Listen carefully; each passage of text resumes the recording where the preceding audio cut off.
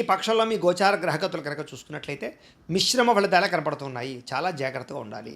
ముఖ్యంగా ప్రేమించిన వ్యక్తులతో జాగ్రత్త, కుటుంబ సభ్యులతో జాగ్రత్త, ఇష్టమైన వాళ్ళతో జాగ్రత్త, వ్యాపారాలు చేసే చోట, అలాగే ఉద్యోగాలు చేసే చోట ప్రతి ఒక్కళ్ళతోటి కూడా ఆచితూచి వ్యవహరించడం, జాగ్రత్తగా మాట్లాడడం, ఇరుగు పొరుగు వారితో కూడా చాలా జాగ్రత్తగా ఉండాలి. ఎందుకంటే ఇష్టమైన వాళ్ళు, ప్రేమించిన వాళ్ళు దూరం అవ్వడం, అనవసరమైన వ్యక్తులతో గొడవలు కనపడతాయి. అలాగే పరిస్థితుల ప్రభావం చేత కొన్ని తప్పులు చేయవలసిన పరిస్థితులు కనపడుతున్నాయి. కాబట్టి చాలా జాగ్రత్తగా ఉండాలి. మీలో మీకే కాస్త చికాకు, కోపము, అసహనం బాగా పెరిగిపోయే పరిస్థితి కనపడుతోంది. మనసుకి ఇష్టం లేని కొన్ని రకాల తప్పులు, పనులు చేయవలసిన పరిస్థితి కనపడుతోంది. దీనివల్ల మనోభేదానికి గురయ్యే పరిస్థితి కనపడుతోంది. అలాగే అనవసరంగా గొడవలు పెట్టుకుని కావలసినటువంటి వారిని దూరం చేసుకునే పరిస్థితి కనపడుతోంది.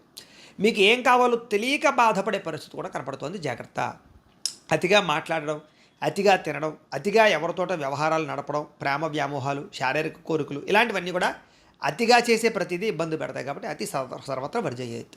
ఇక కుటుంబ సభ్యులతో కూడా కొంచెం దూరంగా గడపవలసిన పరిస్థితులు కనపడుతున్నాయి. చెడు సలహాలు ఇచ్చేటటువంటి వారి మాటలు విని నష్టపోతారు. కాబట్టి పెట్టుబడులు పెట్టేటప్పుడు అంటే భూములు, స్థలాలు, గృహాలు, యంత్ర పరికరాలు లేదా వాహనాలు కొనేటప్పుడు ఎవరు పడితే వాళ్ళు ఇచ్చే సలహాలు తీసుకోకండి. మీరు కూడా సొంతంగా ఆలోచించుకోండి.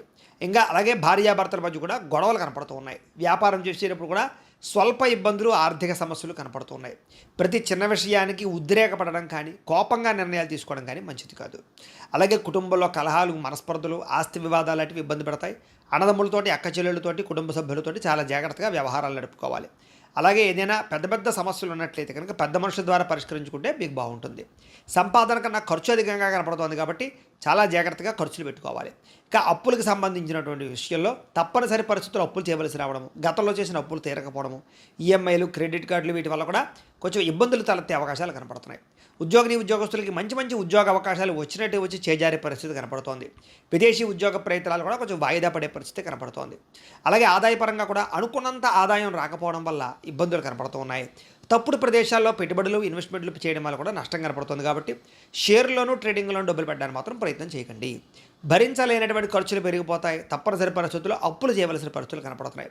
నిరుద్యోగులకి ఎంత ప్రయత్నం చేసినా సరే కావలసినటువంటి ఉద్యోగ అవకాశాలు రావటం లేదు. ఏదో స్వల్ప ఆకస్మిక లేదా తాత్కాలిక ఉద్యోగాలే కనపడుతున్నాయి.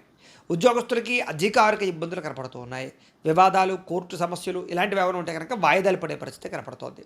శారీరక కోరికలు పెరిగిపోవడము లేదా అనారోగ్య సమస్యలు పెరిగిపోవడము, అనవసరమైన వ్యక్తులతో సంబంధాలు పెట్టుకోవడము, వివాహేతర సంబంధాలు, ప్రేమ కలాపాలు ఇవన్నీ కూడా కనపడుతున్నాయి.